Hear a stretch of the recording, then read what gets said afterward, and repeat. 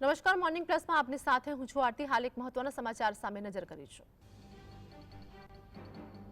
તો હમાસના ઠેકાણાઓ પર ઇઝરાયેલી ફોર્સનો બોમ્બ વિસ્ફોટ જોવા મળ્યો છે। ઇઝરાયેલે ફરી એક વખત બોમ્બ વિસ્ફોટ કર્યો છે। અનેક સ્થળોએ બોમ્બમારો કરાતા અફરાતફરીનો માહોલ પણ જોવા મળ્યો હતો। તો ઇઝરાયેલ દ્વારા બોમ્બ વિસ્ફોટ કરવામાં આવ્યો છે। ઈરાને એરપોર્ટ પરથી તમામ ફ્લાઇટો પણ રદ કરી છે।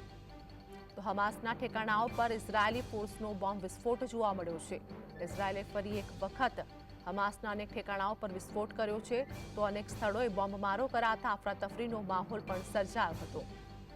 તો આ વચ્ચે ઈરાને પણ એરપોર્ટ પરથી તમામ ફ્લાઇટો પણ રદ કરી છે।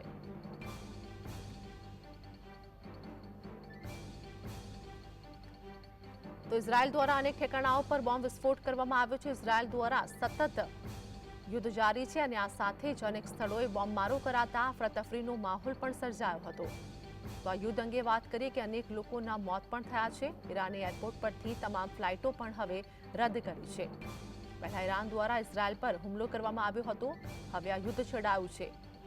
તો યુદ્ધના ભણકારાની વાત કરીએ કે આ સાથે જ હવે ફરી એક વખત ઇઝરાયેલે પણ સામે પડતો જવાબ આપ્યો છે। અનેક સ્થળોએ બોમ્બમારો કરાતા અફરાતફરીનો માહોલ સર્જાયો હતો। તો અમારી સાથે અમારા સહયોગી કામેશ જોડાઈ ગયા છે। કામેશ, ઈરાને એરપોર્ટ પરથી તમામ ફ્લાઇટો રદ કરી છે। ઇઝરાયેલ દ્વારા બોમ્બ વિસ્ફોટ કરવામાં આવ્યો છે, શું વધુ અપડેટ? બિલકુલ ચોક્કસથી આરતી, આપને જણાવી દઉં કે ઇઝરાયેલ અને ઈરાન યુદ્ધની વચ્ચે મહત્વના સમાચાર એ સામે આવી રહ્યા છે કે ઇઝરાયેલી સેનાએ જે પેલેસ્ટાઇનમાં જે હમાસના ઠેકાણાઓ જે છે ત્યાં આગળ હુમલો કર્યો હોવાની વાત સામે આવી રહી છે। બોમ્બ વિસ્ફોટ કરાયો હોવાનો અહેવાલ સામે આવ્યો છે અને તેને લઈને વાત કરવામાં આવે તો હમાસના ઠેકાણા ઉપર સટીક હુમલો કરાયાનો દાવો કરવામાં આવ્યો છે। આઈડીએફએ જે જાણકારી આપી છે તે પ્રમાણે ડેર અલ બલ્લાહના ક્ષેત્રમાં શુલાહ અલ અક્સા કરીને જે હોસ્પિટલ આવેલી છે અને આ હોસ્પિટલની અંદર હમાસ દ્વારા આ કમાન્ડ એન્ડ કંટ્રોલ સેન્ટર બનાવવામાં આવેલું હતું। એ કમાન્ડ એન્ડ કંટ્રોલ સેન્ટરને પણ બોમ્બ વિસ્ફોટ કરીને તબાહ કરી દેવામાં આવ્યું છે। આ ઉપરાંત મહત્વની વાત એ છે કે આ જે કમાન્ડ એન્ડ કંટ્રોલ સેન્ટર જે હતું તેનો ઉપયોગ હમાસના જે લડાકુ હતા તે લોકો તેનો એક ખાસ કરીને એક કંટ્રોલ રૂમ તરીકે ઉપયોગ કરી રહ્યા હતા અને જેને લઈને મહત્વપૂર્ણ કાર્યવાહી ઇઝરાયલ તરફથી કરવામાં આવી ને ઇઝરાયલની સેના દ્વારા આ બોમ્બ વિસ્ફોટ કરી અને જે કમાન્ડ એન્ડ કંટ્રોલ સેન્ટર જે છે તેને ઉડાવી દેવામાં આવ્યું હોવાની વાત સામે આવી રહી છે। હમાસની વાત કરવામાં આવે તો અગાઉ હમાસે જે એમનો હુમલો કર્યો હતો તેને આજે વર્ષી કહી શકાશે, કારણ કે 7મી ઓક્ટોબર આ જ તારીખ છે કે એક વર્ષ પહેલાં હમાસ દ્વારા જે એટેક કરવામાં આવ્યો હતો ને તેને લઈને વાત કરવામાં આવે તો લેબનાન અને ગાઝા પટ્ટીમાં પણ હિઝબુલ્લાના ઠેકાણાઓ ઉપર જે બોમ્બ વિસ્ફોટ કરવામાં આવ્યો છે। મહત્વની વાત એ છે કે જે રોકેટ હુમલા કરવામાં આવ્યા તેમાં જે અત્યારે જાણકારી મળી રહી છે તે પ્રમાણે એક અહેવાલ મુજબ 10 લોકો ઘાયલ થયા હોવાની જાણકારી સામે આવી રહી છે। આ ઉપરાંત મહત્વની વાત એ પણ સામે આવી રહી છે કે ઈરાનની વાત કરવામાં આવે તો ઈરાને એરપોર્ટ ઉપરથી તમામ ફ્લાઇટોને હાલ પૂરતી સ્થગિત કરી દીધી છે અને અત્યારે પણ ભારે લાગણી જેવી સ્થિતિ જોવા મળી રહી છે। જી કામેશ, અમારી સાથે જોડાવા બદલ, સમગ્ર માહિતી બદલ આપનો આભાર।